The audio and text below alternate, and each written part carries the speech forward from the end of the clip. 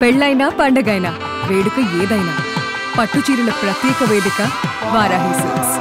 సాంప్రదాయానికి సౌందర్యానికి వారధి. నమస్తే, నేను Keshav. Welcome to Suman TV. Andhra Pradesh ప్రభుత్వం కొత్త తరహా పరిశ్రమలపైన ఫోకస్ పెట్టబోతుందా?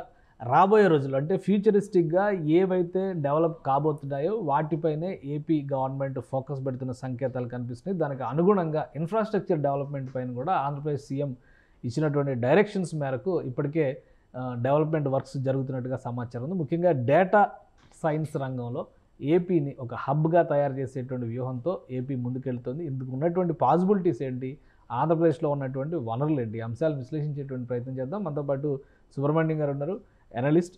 సుబ్రహ్మణ్యం గారు నమస్కారం. నమస్కారం సార్. డేటా సైన్స్ అనగానే ఇప్పుడు ఎమర్జింగ్ చాలా వరకు ఉన్నాయి. ఇప్పుడు మిషన్ లెర్నింగ్ కానీ, ఏఐ గురించి కానీ, రకరకాల ఆటోమేషన్ రంగం ఇంకా ఇంకొక అడుగు ముందుకేసి ఆర్టిఫిషియల్ ఇంటెలిజెన్స్ వైపు పోతుంది.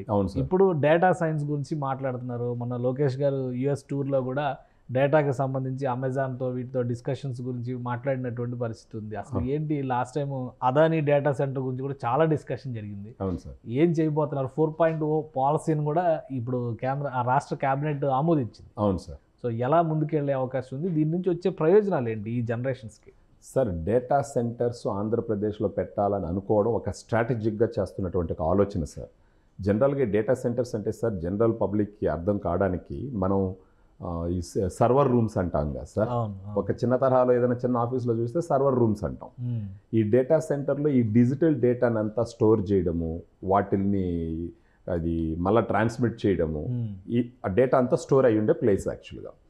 రాను డిజిటల్ కంటెంట్ వాడకము చాలా ముమ్మరంగా పెరిగింది సార్. ప్రతి ఒక్కరి చేతుల్లో ఫోన్లు ఉండడము, యూట్యూబ్ ఛానల్స్, తర్వాత ఏఐ వచ్చేసి ఎక్కువ భాగం ఇప్పుడు ఎంటర్ అవుతుంది. ఈ డేటాను అంతా స్టోర్ చేసి ప్రాసెస్ చేసి ట్రాన్స్మిట్ చేయడానికి ఈ డేటా సెంటర్స్ అవసరం ఎంతైనా ఉంది సార్. యాక్చువల్గా ఇది పెద్ద డిమాండ్ ఉన్నటువంటి ఒక బిజినెస్. ఇప్పుడు ఒక పక్క చంద్రబాబు నాయుడు గారు వచ్చేసి మన ఆంధ్రప్రదేశ్ని ఈ డిజిటల్కి హబ్గా చేయాలన్నది ఒక ఆలోచన. తర్వాత మనకు ఆంధ్రప్రదేశ్ నుండి వనరులు కానీ ఒకసారి గమనిస్తే సార్, ఈ డేటా సెంటర్స్ పెట్టడానికి ముఖ్యంగా కావాల్సింది ఏంటి అంటే అన్ఇంటరప్టెడ్ పవర్. దానికే ఇప్పుడు మనం నిన్న కూడా మాట్లాడినాము. ఒక అమరావతి చుట్టుపక్కల ఇంచుమించు 14 సబ్స్టేషన్స్ ఇది చేయటానికి, అందులో ఏపీలోనే ఫస్ట్ టైం వచ్చేసి ఈ గ్యాస్ ఇన్సులేటెడ్ సబ్స్టేషన్స్ పెట్టడము. అది కాకుండా నిన్న ముఖ్యంగా వచ్చేసి కడప జిల్లాలో కానీ 5 చోట్ల ఇనాగ్రేట్ చేయడము.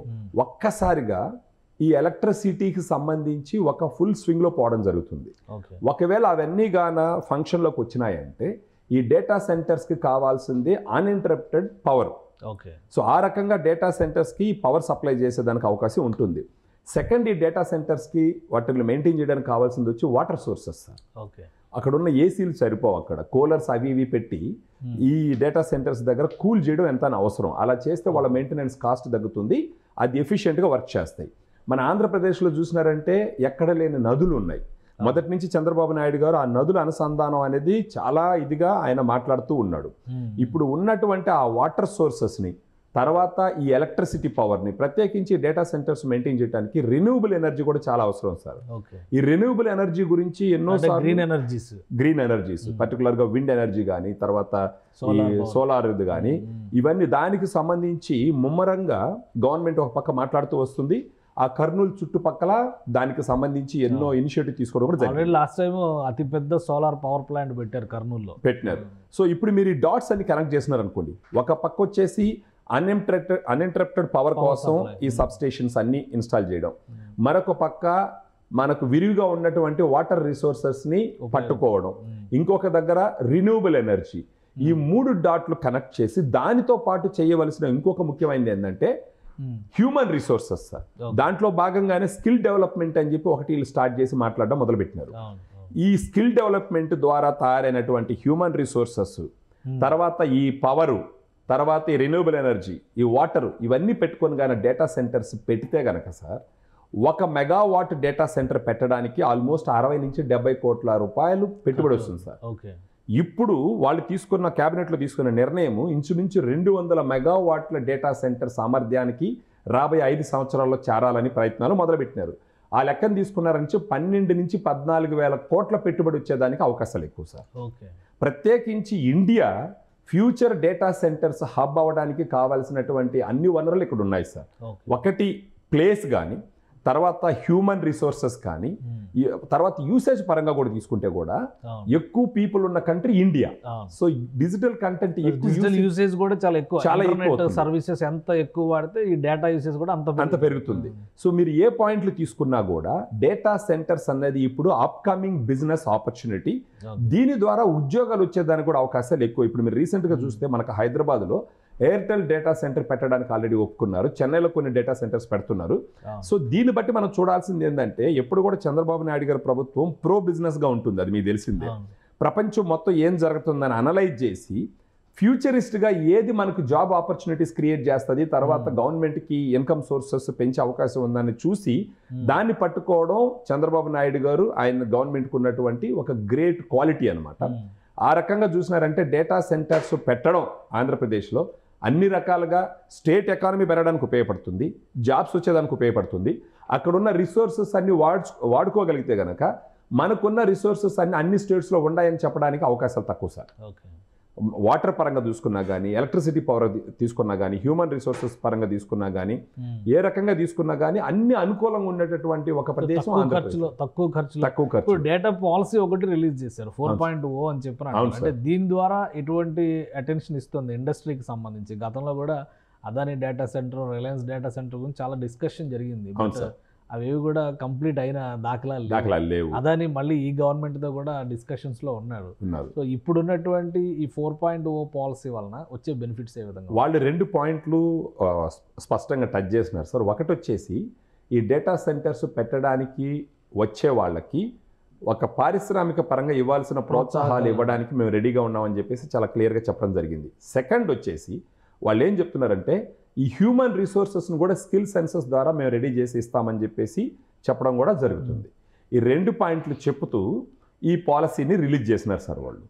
ఇప్పుడు డేటా సెంటర్ రావడం వలన ఎంప్లాయ్మెంట్ పెరిగేటువంటి అవకాశాలు ఎంతవరకు ఉంటాయి? ఇప్పుడు ఎక్కువ మాట్లాడుతున్న 20 లక్షల ఉద్యోగాలు ఏపీ గవర్నమెంట్ ఇచ్చినటువంటి హామీ కాబట్టి ప్రతిదాన్ని అందులో బేరీజ్ వేస్తున్నారు. అవును సార్. సో దీని వలన పెరిగేటువంటి ఆపర్చునిటీస్ ఎలా ఉంటాయి? ఈ డేటా సెంటర్స్ అంటే చిన్న ఉండవు సార్. ఈ పెద్ద గోడౌన్ లాగా చాలా పెద్ద వస్తాయి. ఇటుకి అవి వచ్చినాయంటే ఒక్కసారి దానికి సంబంధించిన టెక్నీషియన్స్ కావాలి, సెక్యూరిటీ కావాలి, అక్కడ వర్క్ చేసే వాళ్ళందరూ కావాలి. ఆ రకంగా ఎకోసిస్టమ్ మొత్తం డెవలప్ చేస్తారు సార్. అయిందంటే దానికి సంబంధించి చాలా ఖచ్చితంగా చదువుకున్న వాళ్ళకి, ఈవెన్ లేబర్ వర్క్ కూడా సంబంధించి చాలా రిసోర్సెస్ ఆంధ్రాలో, విశాఖపట్నం, అమరావతి, తిరుపతి 3 కేంద్రాలు. లాస్ట్ టైం తిరుపతి కూడా దీని మీద చాలా సీరియస్గా కన్సిడర్ చేశారు. అవును. సో ఈ 3 చోట్ల డేటా సెంటర్స్ కొత్తగా రావడానికి ఉన్న అవకాశాలు ఇప్పుడు దేశంలో ఇతర ప్రాంతాలతో పోల్చి చూసినప్పుడు ఏపీకి ఎందుకు రావాలి?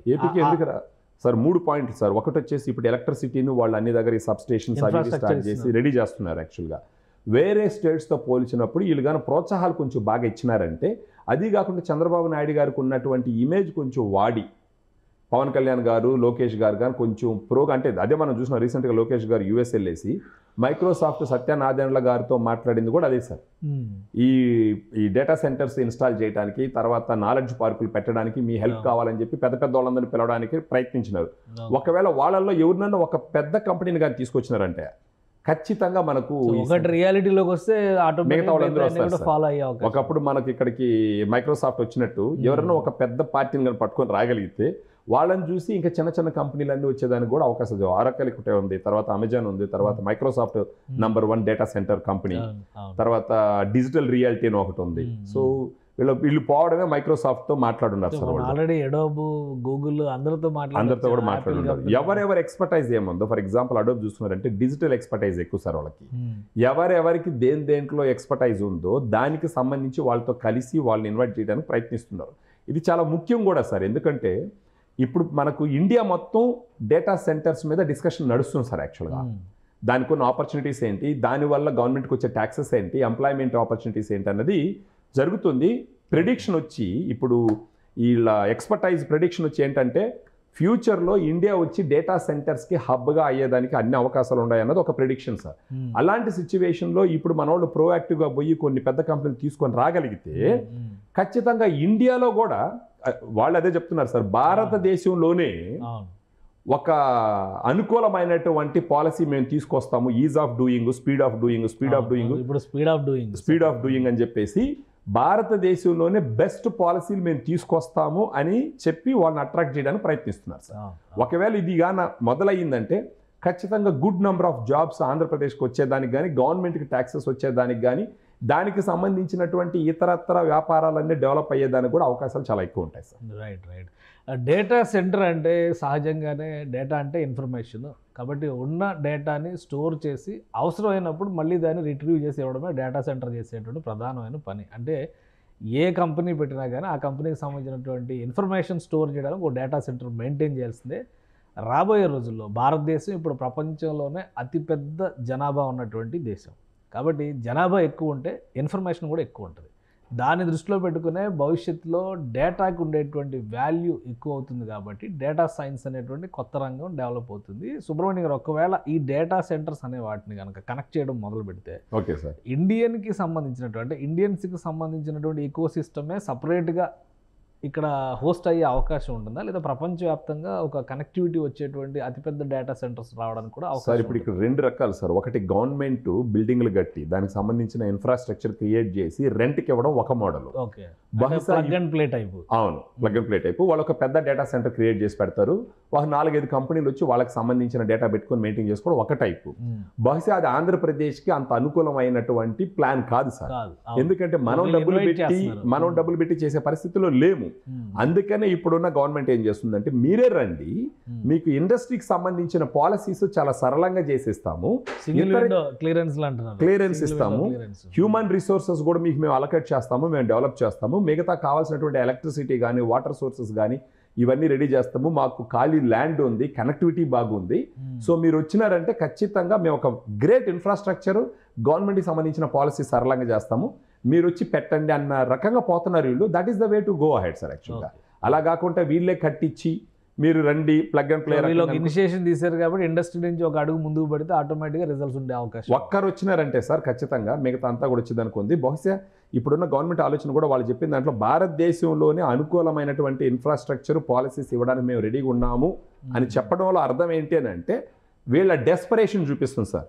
వాళ్ళు ఎలాగన్నా తీసుకురావాలన్న డెస్పరేషన్ని చూపిస్తుంది. ఆ డెస్పరేషన్ అంటే it is for the good of people, అంతే కదా sir. Right. Thank you Subrahmanyam గారు. ఇది డేటా సెంటర్స్ సంబంధించి దేశవ్యాప్తంగా చర్చ నడుస్తుంది. అయితే ఆంధ్రప్రదేశ్ తీసుకొచ్చినటువంటి 4.0 పాలసీ ఖచ్చితంగా ఇండస్ట్రీని ఆకర్షించే విధంగా ఉంటుంది. దానికి అనుగుణమైనటువంటి ఇన్ఫ్రాస్ట్రక్చర్ డెవలప్ చేయడంలో భాగంగానే ఇప్పుడు జిఏఎస్ పవర్ స్టేషన్స్ని డెవలప్ చేసే పనిలో ఆంధ్రప్రదేశ్ బిజీగా ఉంది.